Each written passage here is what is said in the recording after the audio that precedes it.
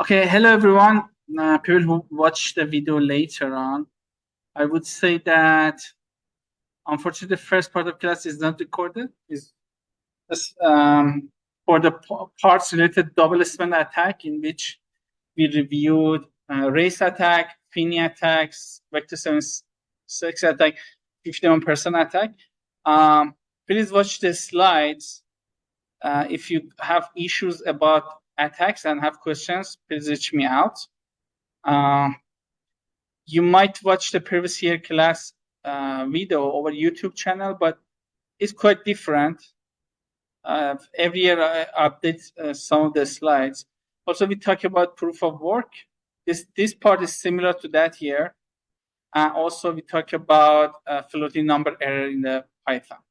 So then, in the first part of the class, we talk about last experiment, which was the first lab. We had signature and blockchain and also transaction basics. In the signature, we learned how to generate public-private key, how to sign a message, and how to verify. In the blockchain basics, we learned about block class, in which we check if previous recorded hash is equal new calculated one. This is just to check if there is any hack or changes in the blockchain. Also, the last Python file that we reviewed is about transaction class, in which we check, we actually add input, output, and also signatures, and also we check if total output is less than total input. And we said they are not equal because sometimes you might have fees, which it makes your output less than input. Then today, also this part is similar to previous year. So for this part, you are safe if you look at the last couple of years video. So we updated signature, in which we use format change. We serialize public key to be able to record and retrieve it. In transaction basic 2, we used almost similar to the previous one, but this time it works with signature basic 2. And also, we added a new class of blockchain with transaction in 3x blockchain basics 1, in which it does all the validation together. So it's more comprehensive one.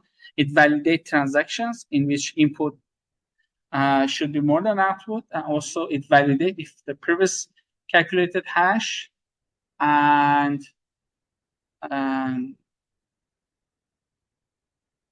previous recorded hash and the new calculated one are equal or not. Okay, it was what we had in the previous part of the class. So now we are going to review 2 new files, transaction basic 3.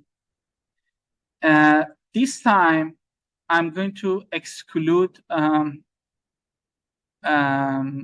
input output check, because later on I'm going to add the reward, and I want to be sure that total output minus total input less than minus reward is greater equal 0.001.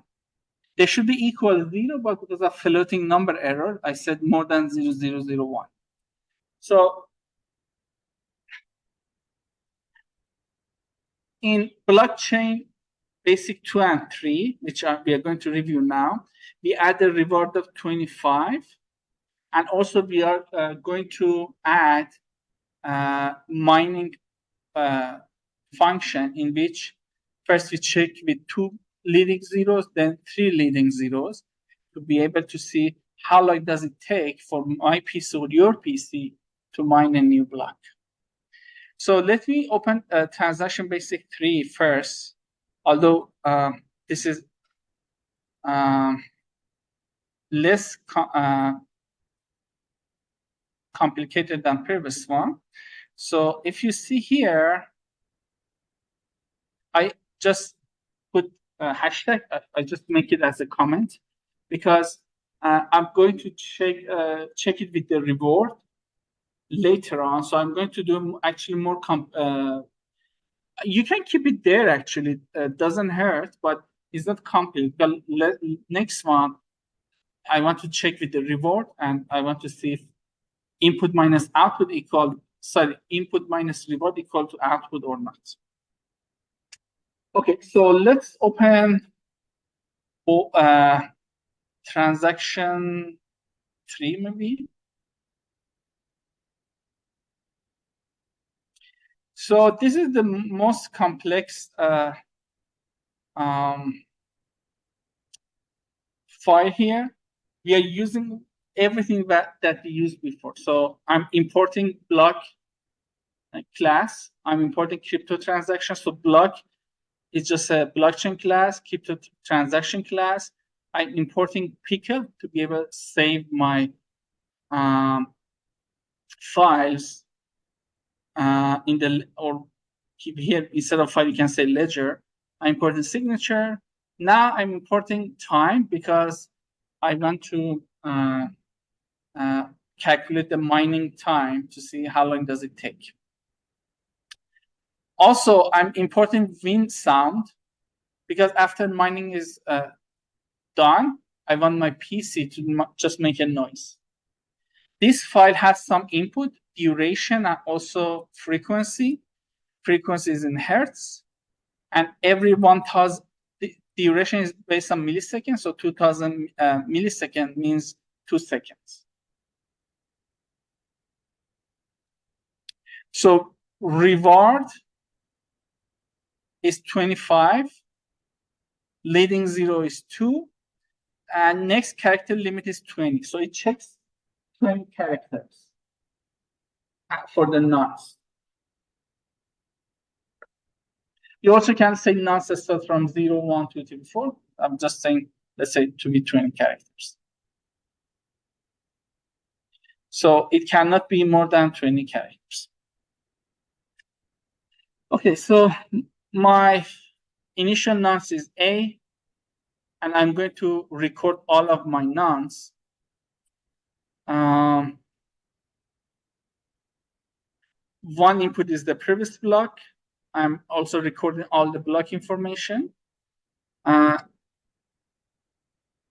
Also, I'm defining a new function of block add tx. It just adds transactions. So it keeps a list of transactions. I'm defining new function of count total. It just counts all the transactions, input and output. So total in means all the inputs. Total out means summation of all the outputs. And it returns me total in and total out. Questions so far? Okay. So now the validation. So the validation has 3 steps. First, since it inherited block class, so the input of block with transaction class is block, and it has this validation. So this characteristic comes from that another class. It checks if the here I'm checking if new calculated previous hash and recorded previous hash are equal or not. It does transaction validation. Here, you might remember in the newest transaction basic 3, I exclude total out should be less than total in, but is this validation, the only check that it does if I collect all the recorded signature. So let me go back here again one more time. So here, so in the validation that I inherited from transactions, it only check if the amount is not less than 0, and also it checks if I gathered all the recorded transactions. But it won't check if total total out is less than total in. So this check is inherited from blockchain class. this check is inherited from transaction class, I'm also going to add this new check in which total out, total in, minus reward should be more than 0.0001. So I should say equal 0, but because of round floating number error, I put 0.0001. So now I'm going to define a good nonce function in which it get the hash, data, previous hash, and nonce, and then it checks if I have required 0 or not. So it calculates actually the hash.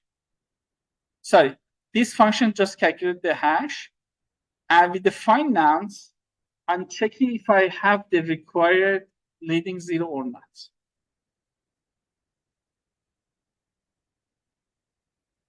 If it's a good one, it just makes a beep. I understand I found a good hash with the required leading zeros. The remaining is not new, so you learn how to make a representative of a class. So you just print out information of hash, data, nonce, like it convert to the string, so on and so forth. And also it's going to calculate all the nonce that it could find with the append. It just put the information of all the nonce. Because it can find nonce, but not all of them are good. Just some of them have required leading 0, so they are good. So for you who in the class or just watch the video synchronously, just right click and press run. So what it does, it just okay, let me tell you what happens. So it makes public private key. It just do the transactions. We had it in the previous file, so it's the reason I'm not investigating it anymore. So, but look at here. Here, I'm checking do the mining. So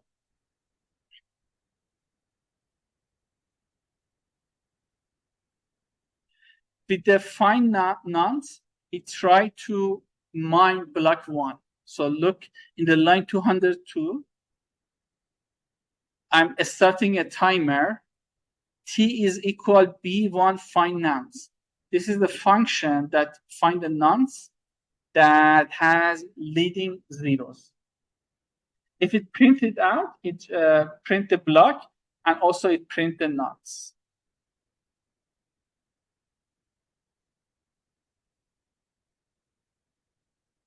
So pretty much you look like before, just this time for my blockchain with transaction class, I add 2 new functions. So let me review again.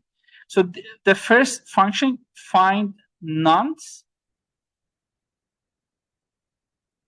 Here it find the nonce. Good nonce, just check if it has a required leading 0 or not. It's the only 2 new function that I added. Also, let me show it to you. Find nonce. Okay, so the rest is similar. So the reason I'm skipping them. So private, public key, finding, adding transactions. We already check and transactions were good. Again, this part is similar to previous year class, although I couldn't record today, but you can check the class YouTube channel and find the previous year video. But here, from line 20 to 201, I start a timer. So time means the initial time. Mining time means current time minus the start time. And if it takes less than 60 seconds, it print out this is too fast. So I need to add more leading zeros. If it takes more than 60 seconds, it said the nonce is good.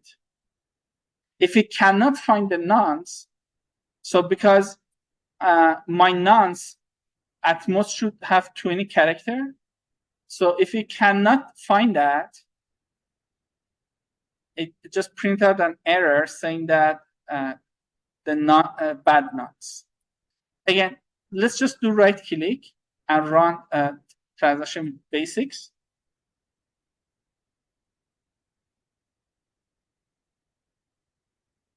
So you see, is a beep sound telling that it found the nonce.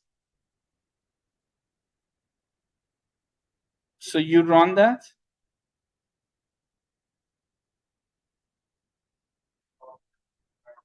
Okay, I come to your computer now, but look the messages.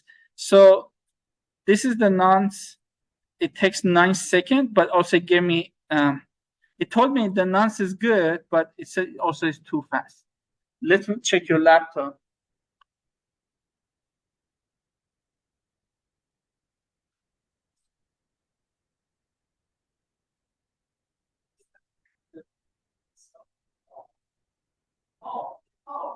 You know what? We're using back package videos. Okay, so what have the package? So, so as ChatGPT, let's give the code to ChatGPT. Tell for Gemini that uh, I want to make a big sound, but I don't have this package for Mac. But for that, as ChatGPT, I'm not using Mac already. Okay, let me check. So your friend has a Mac laptop, an Apple laptop. I think WinSound is a package for the Windows, but let's see. WinSound for Mac. So let me see what it does. Okay, so I also Google it.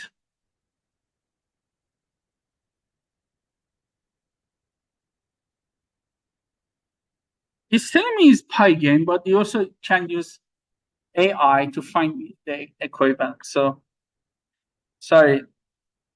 Okay, so let's check transaction basic 2. In transaction basic 2 is everything same as the previous one, but instead of 2 leading zero, I want to have 3 leading zeros. So sorry, TX blockchain 3.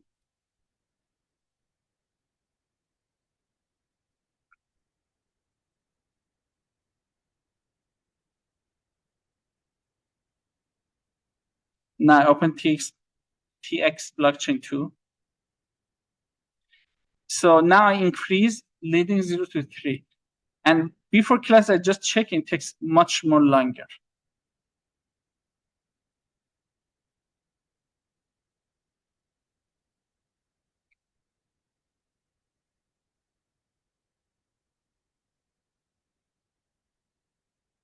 Okay, I'm just wait a couple of minutes. If it takes more than 2 minutes, I just stop it.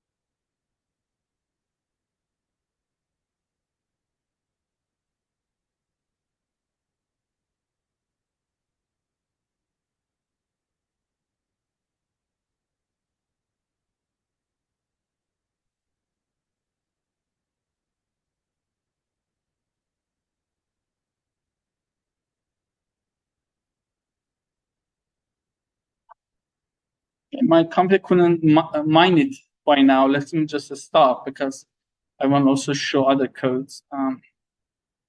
Just mine it with the two leading zeros. This time it takes, I think, like 4 or 5 seconds.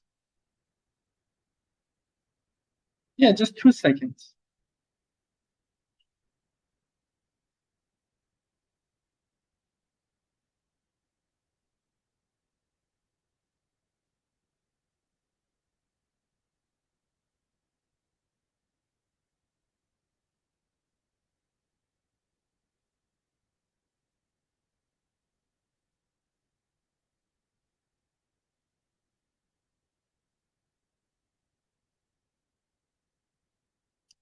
Okay, so the remaining concept is very similar. So we are checking if input more than output, which, input minus reward minus output should be 0 or more, greater than the minuscule error.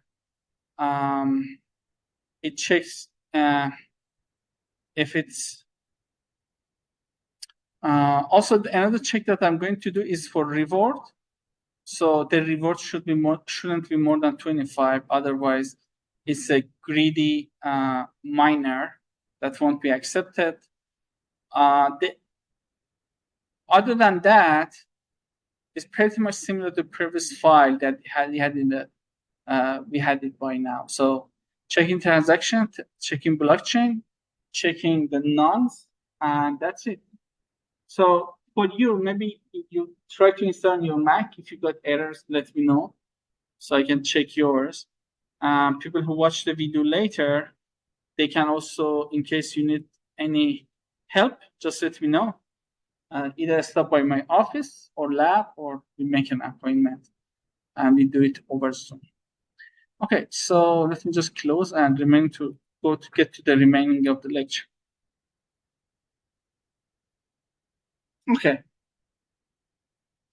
Keep in mind, I'm going to show you some transactions on either local or global blockchains. So our plan is hosting at the Clark Business School. So do you know that our school name is changed, right? From today, this is Business School. So it used to be a school of management, now it's business. So anyway, so we either hosted a school of business or globally, but in both cases, the backbone of a blockchain is internet. So you need to learn how to make your blockchain accessible to the internet. Keep in mind, there is some sort of blockchains that are not hosted on internet. So those the most famous one use radio frequency. So in order to be a miner, you buy some equipment and you host the blockchain on the radio frequency that people use for communication. So there is some sort of blockchain that doesn't need internet, but even those blockchains needs some sort of blockchain explorer, which people check those explorer and see what is going on the blockchain. So how blockchain works? So let's say you're in your dormitory or home and you want to access to clarku.edu. So your computer has an IP address and also port address. Look at this home. So this is the router. Look, the address of this tablet or cell phone is 192.168.0.20. Computer is 21. PC is 22. So the laptop is 21. Desktop computer is 22. These are just port address. So the last number is usually the port address, but all the unit has one IP address. So whenever you connect to Clark University understands which IP address is connected. So,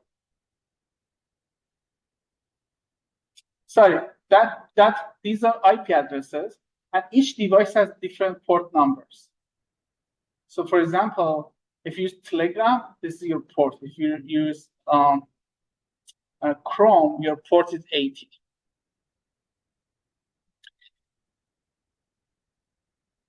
So on internet, the most common standard is TCP/IP. So it handles data packages, and so when you use TCP/IP between your laptop and university server, university server can understand if you receive some data or not. If you don't, they just send the new data package. And your IP also takes care of routing. Socket, it stores the information that your computer required for communication with another computer. So server task. So server creates socket. So socket binds to an IP address and port number. And so next step is your server makes your socket to be a listener. So the socket on the Clark University server listen to the communication that comes from your laptop, and it handles send and receive information. So a university socket and laptop socket, and they do the communication to each other. So they send and receive.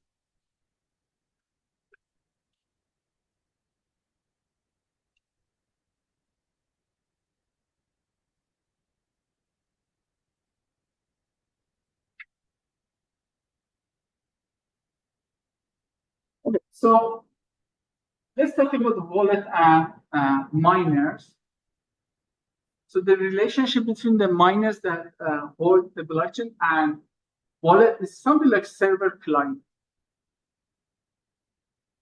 So miners are actually a very strong set of computers that they find the nonce, they hold all the blockchain information, and they communicate with your wallet. So blockchain wallet. So your blockchain is like a client. So client do transactions, and through the transaction they connect to the miners. So you have a client server. You send you want to do transaction. You send the information to the miner. Miner they put your transaction into the block, and they just send you the confirmation. So miners have all the blockchain information in Bitcoin blockchains, but wallet, they just have the headers. So your wallet just have the minimalistic information of all the Bitcoin blockchain. It doesn't have all, it just have the minimalistic information. Okay, these are the overall